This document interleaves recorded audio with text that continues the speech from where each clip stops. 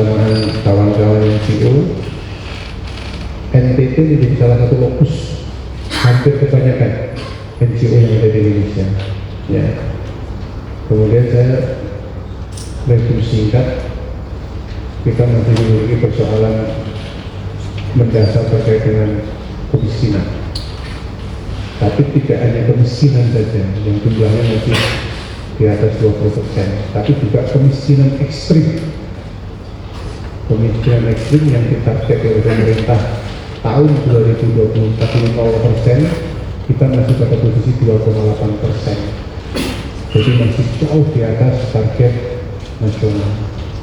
Tapi kemudian kita juga memiliki stunting yang nomor 2 di Indonesia, paling tinggi, dulu nomor 1, sekarang nomor 2. Yang angkanya ada yang mengatakan 37%, tapi juga ada yang mengatakan 50%. Tapi apapun itu, ini adalah persoalan kemanusiaan, ya, yang harus kita urai sama-sama. Stunting adalah akibat dari miskin. Stunting adalah akibat dari miskin ekstrim. Jadi adalah lingkaran yang harus kita selesaikan sama-sama. Kita membuat yang namanya gerakan kemanusiaan penanganan stunting terintegrasi. Saya tidak mempersoalkan presentasinya berapa, tapi saya persoalkan adalah orangnya siapa, di mana titiknya, by name by address. Ya, berapapun itu. Makanya sudah saya perintahkan semua bupati dan wali kota untuk mendata. Nah, mudah-mudahan logika saya ini juga sama dengan logika kawan-kawan yang NGO. Karena kalau logikanya sama, nanti kita bisa mengukur, menghitung indikatornya. Ya, sebenarnya kita kerjakan sama-sama ini ada hasilnya atau tidak. Di pemerintahan yang baru, pemerintahan Pak Prabowo sudah sangat firm bahwa kemiskinan menjadi salah satu target yang harus diselesaikan, kelaparan menjadi target yang harus diselesaikan dengan makan bergizi gratis, dan untuk kemiskinan ada badan tersendiri yang kemudian ditugaskan untuk mengatasi persoalan kemiskinan. Artinya 2025 ke depan ini akan menjadi lebih masif upaya kawan-kawan di Nusa Tenggara Timur dalam rangka untuk mengatasi kemiskinan ekstrim, penanganan stunting, ya, termasuk isu lain.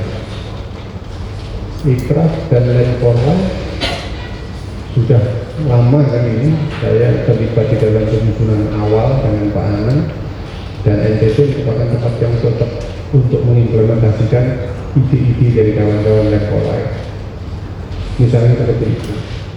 Begitu saya datang ke sini, saya juga melihat bahwa NTT harusnya tidak memiliki persoalan sedikit pun terkait dengan pangan.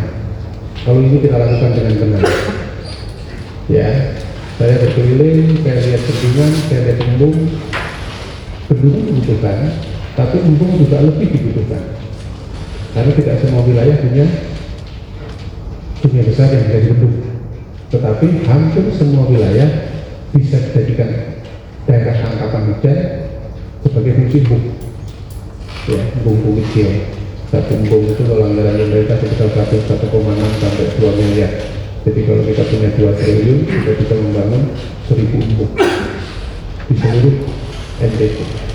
Dan itu menyebar ke berbagai titik yang bisa jadi tidak terjangkau secara infrastruktur dasar. Ya, kemarin saya mengunjungi 3 embung di kota Kupang, dan itu sangat efektif, diikuti dengan mencetak lahan kering. Ya, yang Menpora kan salah satunya itu, mencetak lahan kering, dibuat standar seperti halnya kita mempersiapkan lahan sawah, dipikirkan dalam usaha tani, ya, yang tidak perlu kendaraan roda 4 bisa masuk, kemudian teknologi hemat airnya dipakai di semua titik itu. Kita sekarang masih masuk definisi ketahanan pangan. Kita masih impor beras sekitar 5 juta ton, kita masih impor jagung sekitar 500.000, kita masih impor beras sekitar 2 juta, kita masih impor daging sekitar 500.000, kita masih impor bawang putih, kita masih impor gula, kita masih impor perigi gandum hampir 11 juta ton. Yang kita ekspor hanya kelapa sawit, minyak. Yang tidak impor hanya cabai dan bawang, itu pun harganya berfluktuatif. Kenapa? Karena kita diserang dengan harga pangan yang lebih murah dengan alasan melindungi konsumen, tapi tidak pernah berpikir bagaimana kita melindungi produsen, melindungi petani kita, melindungi peternak kita, melindungi nelayan kita. Kalau yang kita lindungi adalah konsumen, berarti yang kita lakukan adalah operasi pasar, mendatangkan bahan pangan pokok yang lebih murah untuk mengecek pasar agar harganya turun, konsumen terlindungi. Tapi kalau kita ingin melindungi produsen, kita harus menjaga harga di tingkat petani dengan harga wajar. Dengan cara apa? Dengan cara bela beli petani, seperti yang dilakukan Kulon Progo, kabupaten yang sekarang menjadi kepala BKKBN. Ya, dengan cara menyerap hasil petani, dengan cara menghilirisasi apa yang dihasilkan oleh petani. Nah, kalau itu bisa kita bangun, ya mahal-mahal dikit ya Allah, putar di negara kita duitnya nggak akan kemana-mana. Jadi maksud saya bagian-bagian ini harus kita mainkan semua, kita bangun bersama-sama agar kedaulatan pangan, resiliensi pangan apapun yang disebut itu dapat betul-betul kita wujudkan di negara kita. NTT adalah salah satu tempat terbaik untuk mewujudkan itu. Kalau kita bisa selesaikan NTT, kita bisa selesaikan Indonesia. Ya, dengan segala karakteristik bulan bahasa hanya 4 bulan dan seterusnya.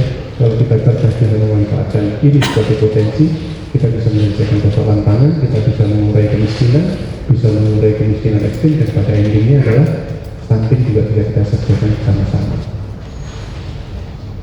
Jadi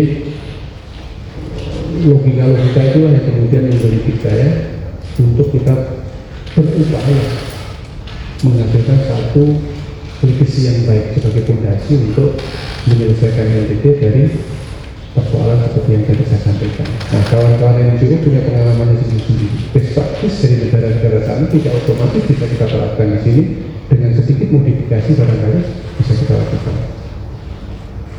Ya, Kanada punya pengalaman, mungkin di Afrika yang bisa kita lewati, yang memiliki iklim sama dengan kita. Tapi misalnya bisa kita tarik ke sini, belum tentu karakter kita sama dengan mereka. Jadi itu satu modifikasi. Ya. Gerakan kemanusiaan penanganan stunting. Kenapa saya sebut gerakan? Jadi karena nasionalnya kita mau generasi emas 2045, yang sebenarnya tercapai di 2035. Kalau masih memiliki persoalan stunting, berarti NTT nggak ikut dong di generasi emas itu. Nah, kita pengen NTT ikut dengan cara apa? Dengan cara menyelesaikan stunting. Di lapangan saya menemukan dua fakta utama: ini genetis karena orang kecil-kecil, ya, atau ini benar karena tidak cukupnya asupan gizi yang terjadi secara masif sehingga menyebabkan gangguan pertumbuhan gizi. Nah, ini kawan-kawan di lapangan kan pasti punya punya data-data. Nah, itu bisa di-share ke orang. Saya sebut gerakan, kalian melibatkan semua orang. Di tingkat provinsi saya perintahkan semua OPD untuk menjadi bapak asuh. Di kabupaten juga saya perintahkan bupati secara berjenjang juga menjadi bapak asuh. Ya, untuk bantuannya ternyata banyak sekali. Ya, ada bantuan beras fortifikasi, ya, yang kemudian dilengkapi dengan abonika, yang produk kita sendiri. Kita lengkapi dengan serbuk bubuk kering, daun kelok, ya, kita kasih kacang hijau, ya, kita kasih beberapa komponen yang lain kita berikan kepada. Kemudian dari nasional juga ada bantuan untuk keluarga risiko stunting, 1 ekor ayam tebu ditambah 10 butir telur setiap bulan. Kemudian juga ada bantuan 10 kg beras. Jadi artinya kalau dari sumber bahan makanan asal itu diberikan secara tepat, itu selesai. Nah, kami mensinyalir memang bantuannya sudah benar, tapi pemanfaatannya yang belum benar. Makanya di gerakan orang tua asuh saya minta setiap orang tua asuh memastikan bahwa bantuan itu dimasak. kemudian diberikan kepada anak-anaknya. Ya, merubah mindset di sini nampaknya merupakan sesuatu yang sangat penting, karena anak-anak itu nampaknya, kalau kita membiasakan sendiri, kalau orang Jawa makan sarapan itu kan dikondisikan oleh orang tua. Kalau di sini nampaknya terserah, jadi pola asuh menjadi bagian yang sangat penting yang harus kita ungkit. Jadi gerakan orang tua asuh kita harapkan bisa merubah mindset itu. Kemudian di dalamnya juga saya sebut kemanusiaan, karena ini masuk bencana kemanusiaan. Jadi bencana itu ada bencana alam, ada bencana non alam. Bencana non alam itu bisa disebabkan oleh wabah, bisa disebabkan oleh konflik sosial, tapi menurut saya bisa juga disebabkan oleh stunting. Karena kalau kita memakai angka 30%, beberapa dari 50%, 1 dari 2 anak stunting. Karena itu bencana kemanusiaan yang tidak ikut tidak berberi kemanusiaan, karena semua harus ikut. Ya, masing-masing dengan tugas pokok dan fungsinya. Penanganan artinya kita pegang, kita tangani, kita harus tahu siapa yang menjadi anak asuh kita. Jangan donasi-donasi, kemudian setelah itu yang mana yang ditangani nggak ngerti, perkembangannya nggak tahu. Saya ingin ditangani. Jadi ada aplikasi yang dibangun oleh dinas kesehatan, baik ini baik adres, semua bisa berperan di situ, ngambil porsi di situ untuk menangani stunting. Begitu masuk 2025, start mulai Januari itu sudah diambil alih oleh Badan Gizi Nasional melalui program makan bergizi gratis. Nah, tugas Bapak Ibu sekalian adalah memastikan bahwa di lapangan ini benar. Saya sudah sampaikan ke Pak Kepala Badan Gizi Nasional untuk prioritas dan harus memanfaatkan sumber daya lokal yang kita miliki. Makanan pokoknya dari kita, bisa beras, bisa jagung, bisa kopi, bisa umbian. Sayurnya dari kita, ikannya dari kita, buahnya dari kita, yang ditanam oleh petani kita, oleh nelayan kita, oleh peternak kita. Jadi kalau itu yang terjadi, ekonominya muter baik. 1 tahun akan ada 8 triliun masuk untuk makan bergizi gratis yang berbagi ke dalam 749 satuan pelayanan yang sekarang sedang didesain cara mengoperasionalkan.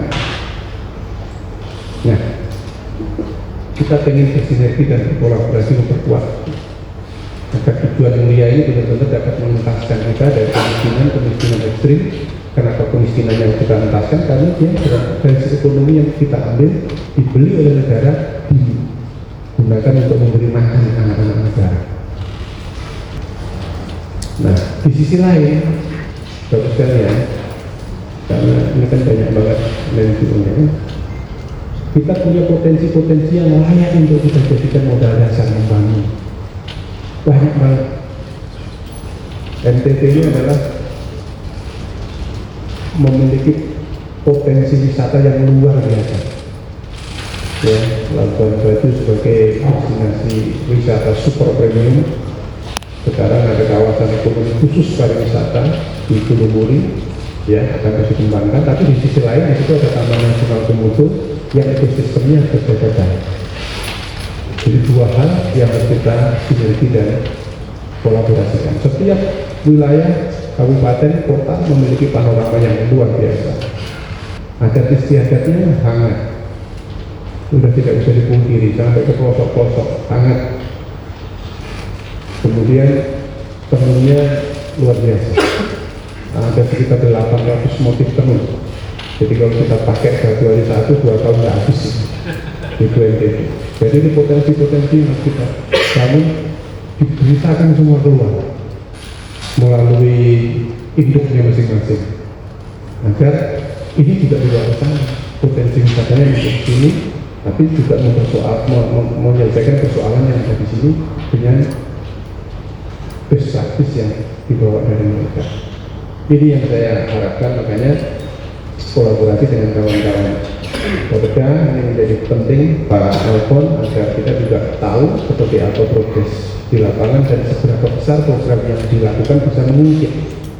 Dan kalau ternyata itu efektif, ya sudah dilaksanakan, tinggal kita massalisasi, Nah, kita ambil sebagai salah satu program yang dibungkus dengan RPJMD, ya, dibawa ke sana.